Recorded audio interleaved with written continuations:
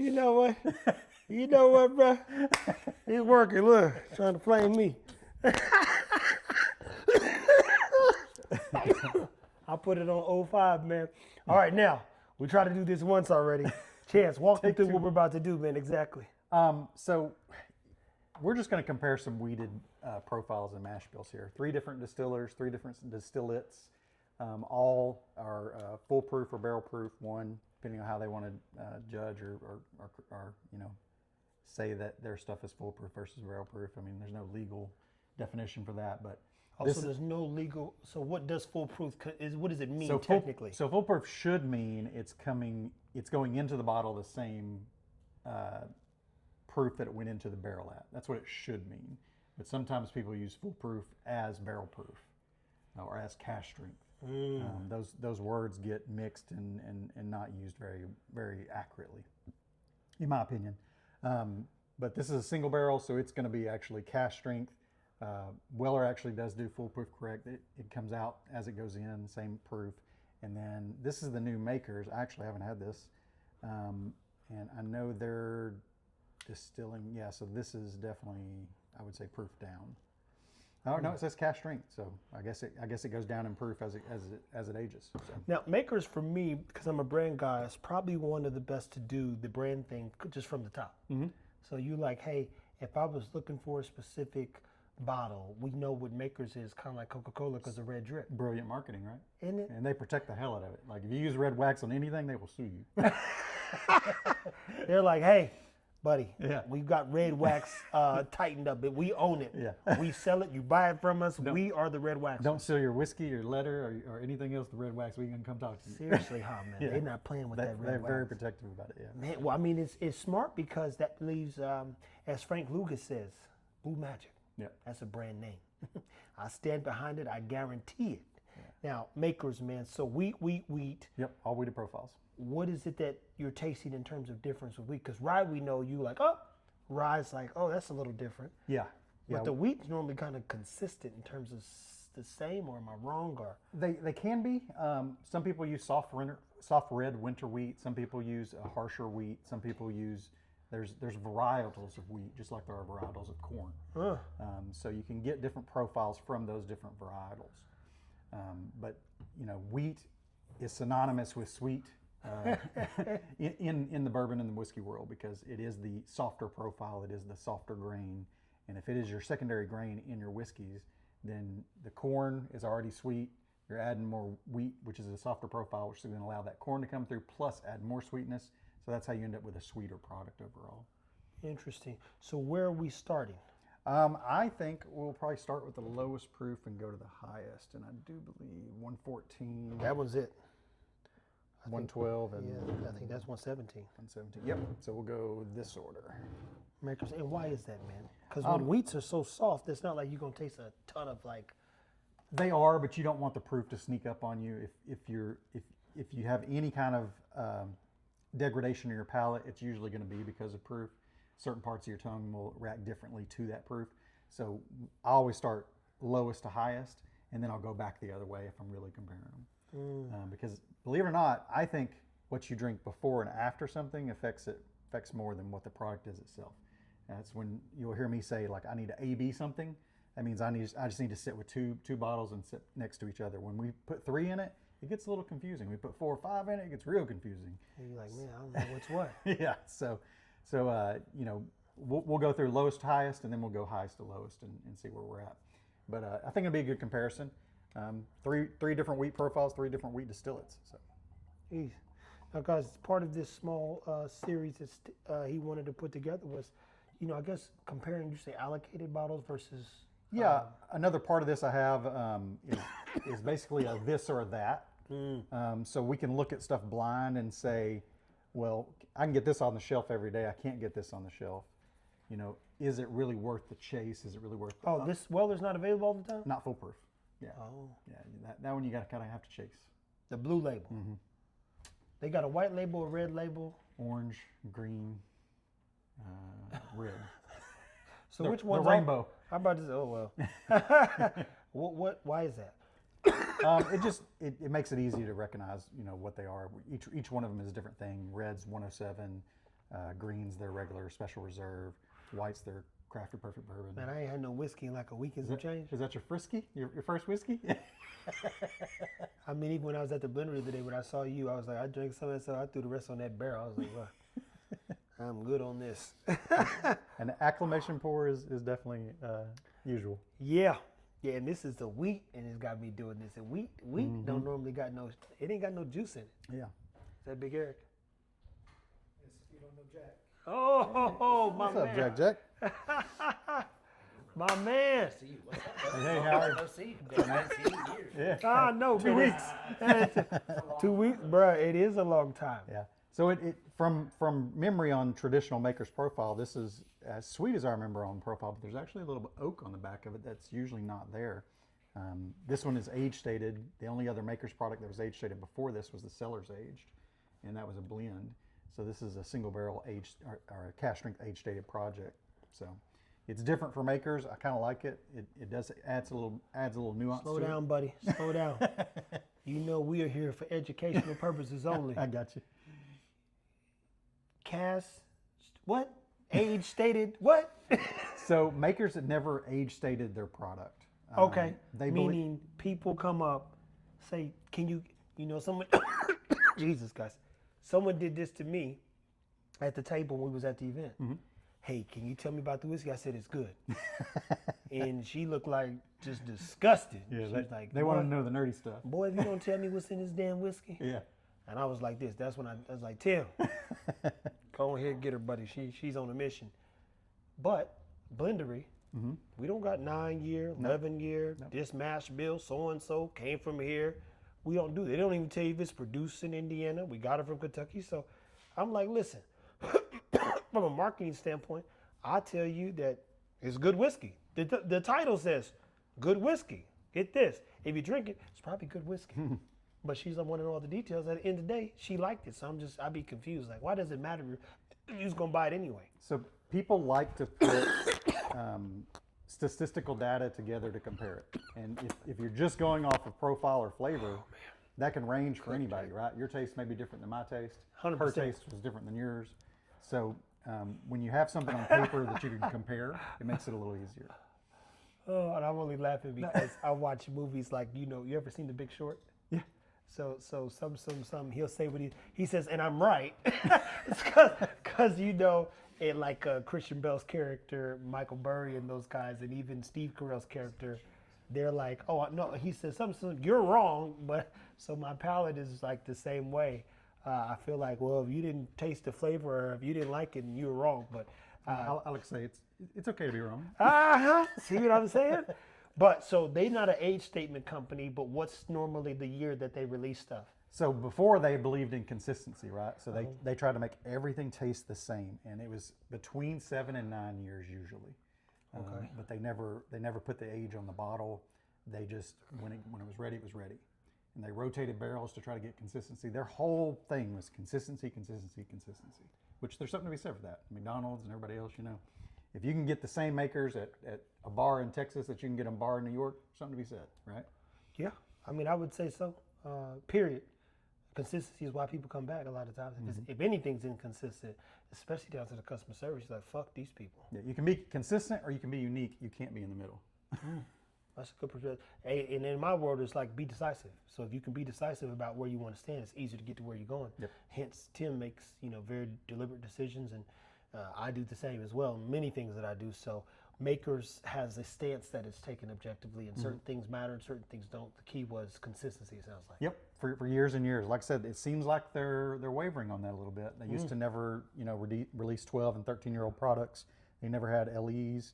But they've gotten into this space now where they need to market, they need to increase sales and share the wealth, and doing that, you do what bourbon drinkers want. You age state products, you put LEs out, you do the things that excite us, right? I don't know. It sounds like they've never, what that sounds like to me from a marketing standpoint is they never knew their real why. Because it'd be like if Apple was like, oh, we need to make what people like. Steve Jobs was like, fuck everybody. You like what I tell you. Literally. And he was right. And he's still right. But I feel when you have a brand, that's why the marketing for me is so important at the beginning. Because it is hard to reset. Now, if the values stay the same, it's very easy to build. Yeah. If anything changed at the values, you're cooked, in my opinion. Oh, definitely. Yeah. And it tastes like they're still putting the same work, care, and love into these products. I mean, it's actually better to me than the regular makers, and it's still a $35 bottle. This is $35 at 112. 7 years, 2 months. There's nothing wrong with those numbers. No. And I tell you one thing, I'm not a Maker's Mark fan. I've had one that Jimmy G left here. Cooley Chance has brought another good one. This right here, they're on quite a few different menus as well, for the purposes that their whiskey pairs well with food as well. I will give them that, especially if you're just talking about a simple pour or any type of drink in most restaurants. But I like that I love when a label's simple too. Yeah. So I've always respected, now that I know more, that the label's pretty straightforward. Yeah, their 46 product, which is their French oak product, Maker's 46. I love the bars when you go into a place and you order an old fashioned. They go, "What kind of bourbon you want?" And they're like, "I'm like, what kind can I have?" And they're like, "Anything." I'm like, "Oh, fine, cool. I'll take that 46 cask in my old fashioned." You know. Yeah. That's a really good old fashioned, but it's rare that you get that opportunity to get that. What's the Maker's 46? It's the French oak version of this. It's a cask strength that's been finished in French oak. See what I'm saying, guys? Literally learn something new every day, especially when whiskey's in the way. So, Weller, what we doing with Weller, man? Because this is another one where, guys, I've misappropriated so many Weller moments now that I think back. Yeah. Because people I feel like they bring the good stuff, and it'd be like the big guy's bringing the good stuff, and then like the dude who's their friend, who's like the homie, he's like, "Hey, Trevor, I've got some Weller such and such here." I'm like, "Yeah, I'll drink some of that with you too, man. Yeah. But let me finish this first." And I don't even know when I'm finished. I just know they said, "Trevor, you got to have this." Clearly. No, there's nothing wrong with Weller, and I like the product. It's just overly hyped to me, and it's kind of everybody chases the unicorn when they first get into whiskey. And when I say the unicorn for Weller, that's the rainbow. They want every color. They want to try all the styles, you know, and then they move on to the BTACs, which are actually really good. But this is kind of a standard bearer, right? I mean, it's wheat whiskey that everybody knows, everybody desires, everybody wants. I mean, if you go to a drop, the Wellers are going to be the first things to go. The secondary remains high on them, which means they're in demand. I've kind of moved past Weller in my journey, to be honest with you, just because it's not enough proof for me. And honestly, like wheaters, they have to be cask strength for me to like them. This is a 114. It's not enough proof for the guy, I tell you, man. Most people don't even like 100 proof. Yeah, super soft compared to that even. And there's only 3 points difference, but this has more oak tannins, and that's just a really soft. And don't get me wrong, it's pleasant. It just doesn't hit me. It doesn't excite me. It doesn't. There's lots of better things that I can drink. So Weller, in your opinion, is more hype now than it is value. I think so. Yeah. Till you get to the BTACs. The BTACs are a different story. What is a BTAC Weller? So Buffalo Trace Antique Collection. So William LaRue Weller would be the BTAC. Oh, so look. So the 2007 when Tim had that I was drinking. Oh, that's good. I got the video. I ain't even posted. I was just downstairs doing videos. I said, Tim, I'm finna make some videos with that William LaRue. He's all right. Yeah. So that's the William LaRue Weller is this on steroids on age and proof. Oh, that's what that means. See, I didn't even know that. Here I am and had all kinds of William LaRue's. Yeah. You see his dad how them William LaRue's open? Yeah. I said, what can we use? Whatever you want. Yeah, there's This is amazing. some WLWs stick out to me for years. I mean, just they're that good. I know Buck has a favorite one that's Hazmat, and I think it's 2016. So this makes sense now. Look, it's so funny when Yeah. you put the two together. So it's like junior, senior, granddaddy. So the Weller is William LaRue Weller, and then the big William LaRue is the BTAC version of this. You got it. Say, look at fuck, man. Chance, you didn't put two and two together, man. All them damn William LaRue's I had, I didn't know it came from Brother Weller himself. Yep. And if you really get down to it, it's the green label, which is the special reserve, which is kind of the dog of the rainbow. But I mean, it's the same mash bill. It's the same proof. They take that product and make it, age it longer, and put it in a better place in the warehouse and proof it up, and same thing, same mash bill. It's undisclosed, but it is a weeded profile. So, and if you take it back even a little further, it's very similar to the Pappy profile, because Pappy is a weeded product. You know what, guys? I will promise you this. I'll be in a few more places here soon. I know this to be true. I'll put these couple of these ideas together and pair the two and do a video on it. Now, I won't know what I'm talking about, but I will drink them and tell you how good they are. That's the least I could do for you. When it gets down to it, that's really what you want to know, right? That's it. I mean, it's cool to know all these If stats I and knew figures that all and them this wellers stuff. I had access to, I mean, because at this point I've been places and I'm just like, I just don't need to drink it. Yeah. I'm like, in some cases, Now, and every year is different, drastically different. Like to me, this year, the Willer, the WLW, the William Lee Willard, it almost tastes George T. Staggish this year because so that's a good thing. to me it is because that's proof and comes on a little stronger than the fruity wheat profile that it usually has. Interesting. See what I'm saying? Guys, listen, I don't know what's going on. Now, last but not least is this Green River. Yeah, you know a little bit about that place. Man, say, I'm going to tell y'all this. You do not, look, add this to the collection. How much was this one, Chance? I think that was 45. 45. And that's a single barrel pick, so it's a little higher than the normal price. Probably in a long time, I could say I haven't had a lot of liquor out the store where I knew what was going on. You know, you get things that people give you and all that whatnot. But this right here was by far one of the ones you remember. Yeah, pretty good out of the barrel too. Right? But it was ridiculous out of the barrel. That is a fun place to be too, and it's. I will encourage y'all. I know that where it's located is not central to Louisville or Bardstown, but it's worth the drive out there because they will treat you right. 100%, man. Super kind, super considerate, and good whiskey, man. That's got that maple syrup note, man. Yep. And I heard somebody might be getting some barrels of this. Yeah, you know, I heard the same thing, but you just never know until we know. Man, Yeah. So see, and this beats all those. yeah, that's what I was just about to do. Put them in order. So for me, it'd be 1, 2, 3. 100%. Chance and I had agreements there. It's funny because, you know, I asked him at the beginning of this about the different flavor profiles, basically if you can assess the difference. And this had, I would use the word, because I cook more spice to it. It's like, okay, it wasn't spicy, but okay, there's the flavor. This had way more flavor than this one. This one did have that fruity grape kind of thing going on, something in there that was sweet. It reminded me of BTAC-ish stuff. Yeah. So I get it. I was like, oh, okay, this is William No Wonder. But William LaRue's, now I know those profiles was crazy as I actually can roll through my Rolodex.